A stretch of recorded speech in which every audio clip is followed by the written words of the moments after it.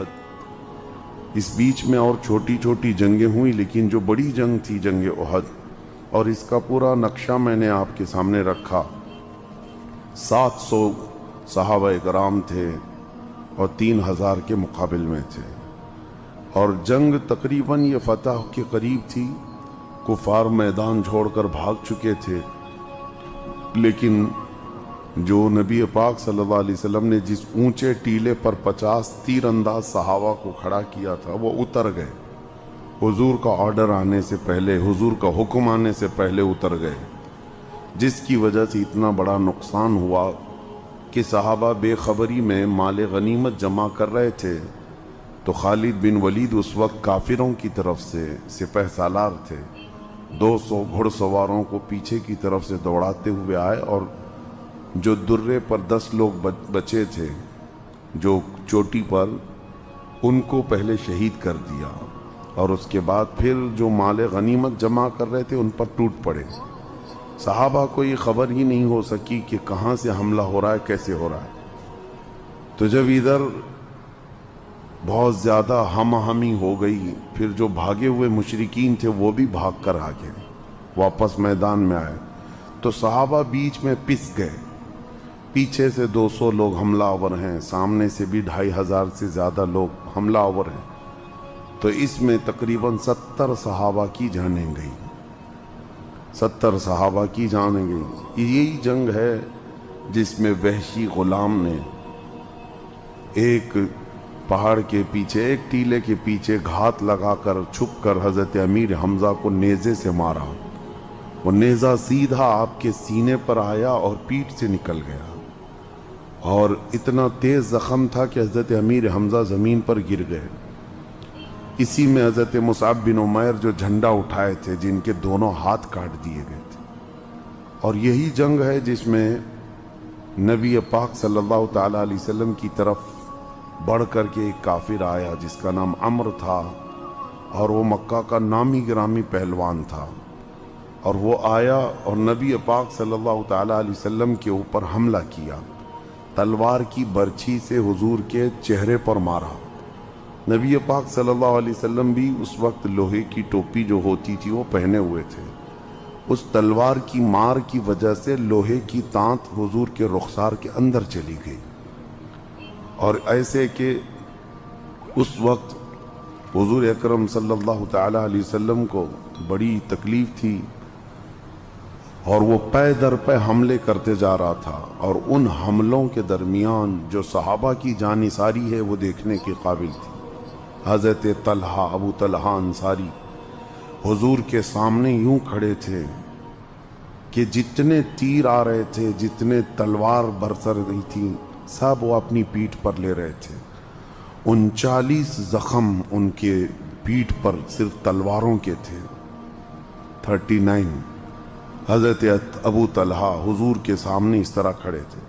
حضرت ابو قتادہ ایک صحابی ہیں، وہ حضور صلی اللہ تعالیٰ علیہ وسلم کی ایسی ڈھال بن گئے تھے، صحابہ حضور کو گھیرے میں لے چکے تھے، ایک تیر بھی آنے نہیں دے رہے تھے حضور کی طرف، اور کفار پورے کے پورے جتھا بنا کر کے حملہ کر رہے تھے کہ حضور کو کسی طرح قتل کر دیں، نعوذ باللہ۔ حضرت ابو قتادہ اور حضرت سعد ابن ابی وقاص تو کنٹینیو تیر چلا رہے تھے۔ اس وقت حضرت ابو قتادہ کے پورے جسم میں 80 تیر لگے ہوئے تھے، اور ایک تیر تو سیدھے ان کی آنکھ میں گھس گیا جس سے ان کی پتلی باہر آ گئی۔ اس کے باوجود بھی وہ ہٹنے کا نام نہیں لیتے تھے۔ نبی پاک صلی اللہ علیہ وسلم نے ان کو پکڑ کر کھینچا اور کہا تم ہٹ جاؤ۔ ابو قتادہ کہتے ہیں یا رسول اللہ ابھی جان باقی ہے، ابھی جان باقی ہے۔ نبی کریم صلی اللہ تعالی علیہ وسلم جب کبھی ان صحابہ کے کندھے پر ہاتھ رکھ کر کے اونچا سر کر کے کافروں کی طرف دیکھنا چاہتے تھے تو حضرت ابو طلحہ ایڑیاں اٹھا دیتے اور اونچے ہو جاتے اور کہتے یا رسول اللہ چہرہ نہ اٹھائیں کہ کسی کا تیر آپ کے چہرے کی طرف نہ آ جائے۔ صحابہ کرام اتنی حفاظت، وہ اصل محافظ ناموس رسالت تھے، پہرے دار تھے۔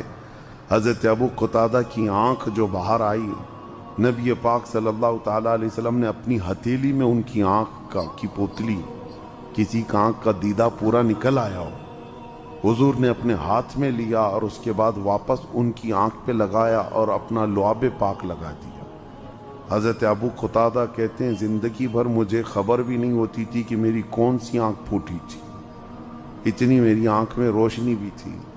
اس کے بعد حضرت ابو عبیدہ بن جراح رضی اللہ تعالیٰ عنہ، یہ 10 صحابہ میں سے ہیں جو عشرہ مبشرہ ہیں، آئے۔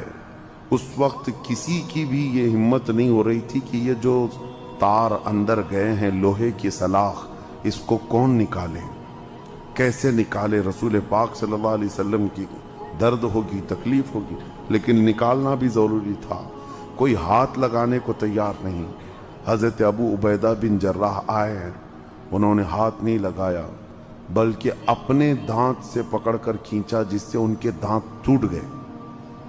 حضرت ابو قتادہ کے، حضرت ابو عبیدہ کے دانت ٹوٹ گئے، وہ لوہا کھینچنے کے لیے حضور کے رخسار میں جو اندر جا چکا تھا لوہا، ان کے دانت ٹوٹ کر گرنے لگے۔ صحابہ ان سے کہتے رہے کہ تمہارے دانت چلے گئے۔ اسی میں نبی پاک صلی اللہ علیہ وسلم کے 2 دانت مبارک شہید ہوئے۔ تو حضرت ابو عبیدہ کہتے ہیں ہاتھ سے نکالتا اور حضور کا ایک دانت جاتا تو میں زندگی بھر اپنے آپ کو ملامت کرتا۔ میں نے اپنے چہرے سے، اپنے منہ سے اسی لیے نکالا کہ میرے پورے دانت چلے جائیں حضور کے ایک دانت کی برکت سے۔ ایک دانت بھی اگر نبی پاک صلی اللہ علیہ وسلم کا گیا ہے، لیکن اس میں جذبات دیکھنے کا تھا صحابہ کا۔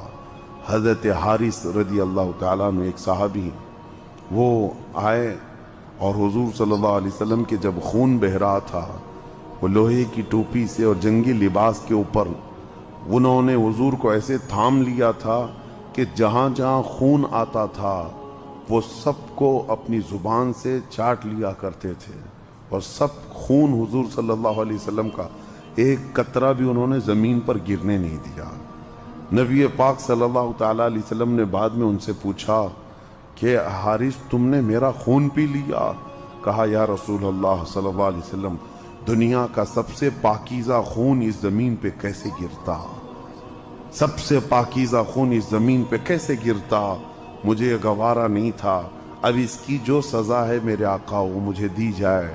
میں نے جو خون آپ کا پی لیا۔ نبی پاک صلی اللہ علیہ وسلم نے فرمایا حارث تم پر جہنم کی آگ حرام ہو گئی، جہنم کی آگ حرام ہو گئی جس کے جسم میں میرا خون ہو۔ یہ جنگ احد کے معاملات تھے، اور اس میں جو عورتوں کا کردار تھا، حضرت ام عمارہ ایک صحابیہ ہیں، یہ تو ایسی ہیں اللہ کی پناہ۔ حضور پاک صلی اللہ تعالیٰ علیہ وسلم ان کو دیکھ کر کے صحابہ پر رشک کر رہے تھے۔ خاتون تھی مدینے کی، اپنے بیٹے کو تیار کر کے لائی تھی میدان میں، اور اپنے بیٹے اور شوہر کے ساتھ لڑ رہی تھیں، اور کہتی جب تھک کر کے بیٹھتے بیٹے کو اٹھاتی، بیٹا اٹھ، یہ آج آرام کا دن نہیں ہے۔ نبی پاک صلی اللہ تعالیٰ علیہ وسلم کے اوپر جو حملہ آور ہے، آخری سانس تک لڑنا۔ جب کافروں نے حضور پر حملہ کیا تھا، اس وقت جو ڈیفنس میں صحابہ تھے اس میں یہ خاتون مدینہ ام عمارہ بھی ہیں، انہوں نے اپنے ہاتھوں سے تلوار کو روکا تھا، اپنے ہاتھ سے حضور کی طرف آنے والے تلواروں کو روکا، تیروں کو روکا۔ اور حد تو یہ ہے کہ جو عمر نام کا شخص ہے جس کو کہہ رہا ہوں، اس کے اوپر انہوں نے 2 تیر ایسے چلائے کہ اس کے لوہے کی ذرا پھٹ گئی۔ ایک خاتون نے یہ تلوار چلائے تھے اور وہ بھاگا۔ اس کے بعد پھر اس نے نظر رکھ لیا کہ یہ خاتون، یہ عورت بڑی سخت ہے، ان کے بیٹے کو اس نے میدان میں شہید کر دیا اسی ظالم نے۔ اس کے بعد دوبارہ وہ حضور کی طرف آ رہا تھا، نبی پاک صلی اللہ علیہ وسلم زخمی حالت میں تھے۔ ام عمارہ سے حضور نے کہا ام عمارہ یہی ہے تیرے بیٹے کو جو شہید کیا۔ حضرت ام عمارہ اٹھیں، کیا غضب کا جوش تھا، انہوں نے تلوار اٹھا کر کے ایسے اس کے نیچے مارا کہ نیچے کا دھڑی نکل گیا۔ یہ ایک خاتون ہیں۔ اور اس کے بعد حضور صلی اللہ علیہ وسلم پہلی مرتبہ اتنی تیز انداز میں مسکرائے تھے احد کے میدان میں اس خاتون کا جذبہ دیکھ کر کے کہ اس ظالم کافر کو ایسے مارا تھا کہ وہ سرین کے بل چلنے پر مجبور ہو گیا۔ یعنی گھسٹ کر کے زمین پر سے آگے جانے پر مجبور ہوا اور تھوڑی دیر کے بعد بلبلاتا ہوا ختم ہو گیا۔ اسی جنگ میں ابی بن خلف ایک شخص ہے، اس نے حضور پاک صلی اللہ تعالیٰ علیہ وسلم کے بارے میں کہا تھا کہ جب یہ حملہ کرنے کے لیے آیا تو نبی پاک صلی اللہ علیہ وسلم نے پہلا حملہ اپنے ہاتھ سے اس کی طرف کیا، لیکن اوم نہ مرا، یعنی کوئی ایسا نہیں کہ گردن کٹ گئی کچھ بھی، لیکن حضور کی مار لگی۔ اور اس کے بعد گیا پورے کافروں میں کہتا تھا شدت کا درد ہو رہا ہے، شدت کا درد ہو رہا ہے، بہت تکلیف ہو رہی ہے۔ لوگ کہتے کہاں زخم لگا ہے؟ وہ ایسا زخم تھا کہ چاقو سے بھی اتنا زخم نہیں ہوتا، اتنا ہلکا زخم تھا، لیکن وہ تڑپ رہا تھا، لوگوں کو دکھاتا تھا کہ محمد نے مجھ پر تلوار لگائی ہے۔ تو لوگ کہتے تھے اتنا بڑا زخم تو نہیں ہے تیرے اوپر؟ تو اس نے کہا نہیں، اگر وہ تھوک بھی دیتے تو اس سے بھی زیادہ تکلیف ہوتی، اس لیے کہ مجھے یقین ہے۔ ہوا کیا تھا، اس نے ایک گھوڑا پال رکھا تھا عود نام کا، وہ مکہ میں گھوڑے کو پالتا تھا، اور لوگ اس سے کہتے تھے کہ اس گھوڑے کا کیا کرے گا؟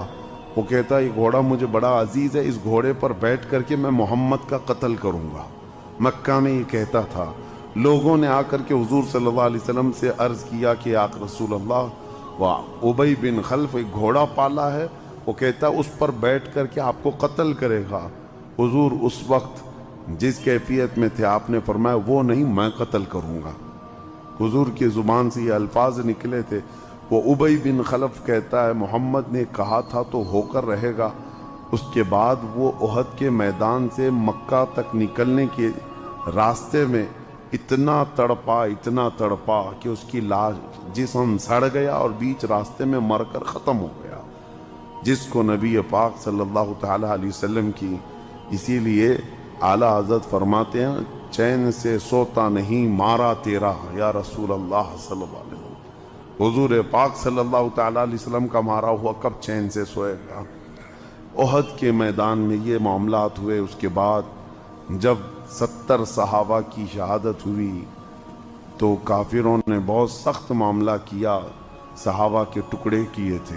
حضرت عبداللہ بن جہش ایک صحابی ہیں جن کے جسم کے تقریباً 80 ٹکڑے کیے اور ہار بنا کر ان کے ٹکڑوں کا گلے میں پہنایا، اور حضرت امیر حمزہ کا سینہ چاک کر کے کلیجہ چبایا گیا تھا۔ لیکن قربان جاؤ مدینے والوں کا صبر کیا تھا، 70 میں سے 64 انصار صحابہ شہید ہوئے، 64 انصار صحابہ اور 6 مہاجرین صحابہ شہید ہوئے تھے۔ 64 صحابہ نے جان دے دی مدینے کے انصار میں سے، ان کی کم قربانیاں نہیں ہیں انصار کی۔ جب شہداء کو دیکھنے کی بات آئی تو حضرت صفیہ رضی اللہ تعالیٰ عنہ جو حضور کی سگی پھوپھی ہیں یہ آئیں میدان میں، کیونکہ ان کے سگے بھائی شہید ہوئے تھے امیر حمزہ۔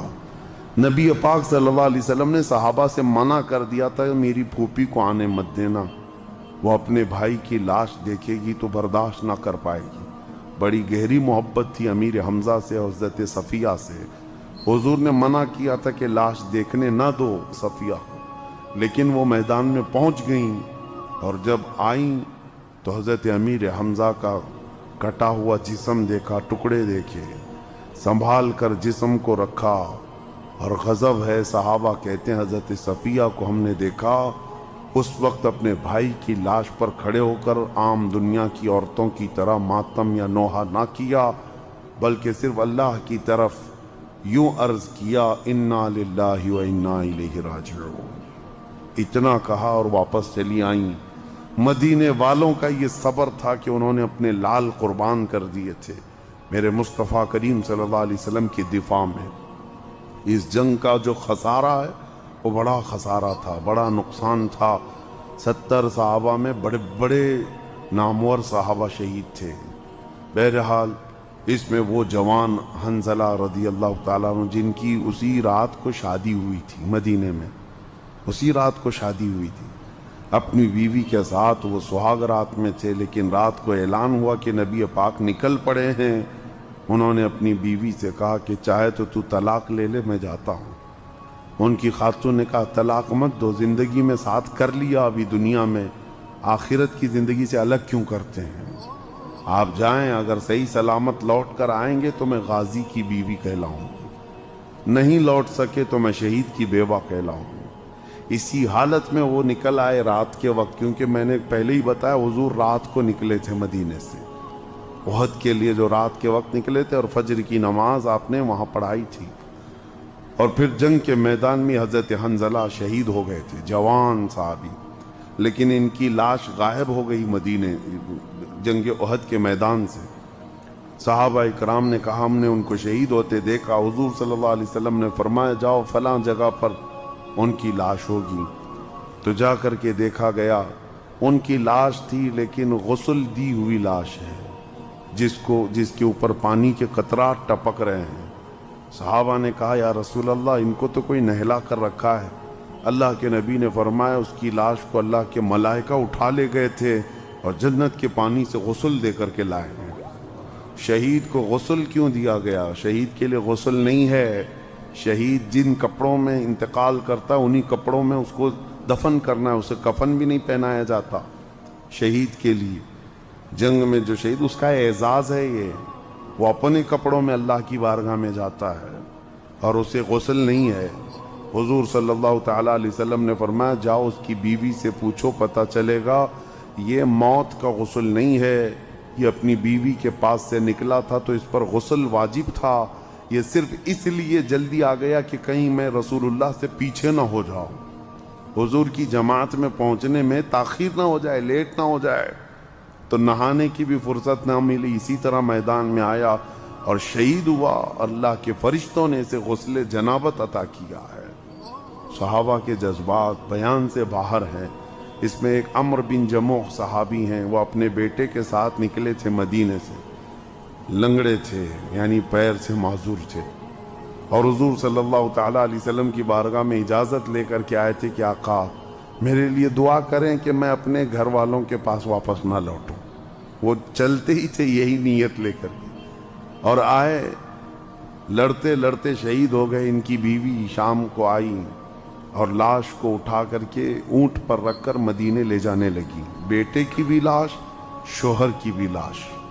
کیسی خواتین تھیں! لے کر کے جب نکلنے پڑی تو اونٹ کسی صورت بھی مدینہ جا نہیں رہا ہے، بھاگ کر چلا جاتا ہے۔ وہ آئیں حضور کی بارگاہ میں عرض کرنے لگی میرا اونٹ سرکش ہو گیا، پتہ نہیں کیا ہے، میں اپنے شوہر اور اپنے بیٹے کی لاش مدینہ لے جانا چاہ رہی ہوں، یہ آتا نہیں ہے، کس طرح لے جاؤں؟ نبی پاک صلی اللہ علیہ وسلم نے پوچھا یہ مدینے سے چلتے وقت کیا کہا تھا تم سے؟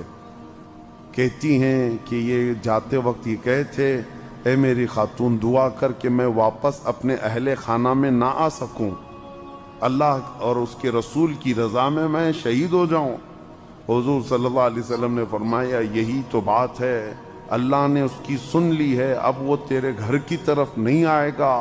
اسی میدان میں ان دونوں کو دفن کیا گیا۔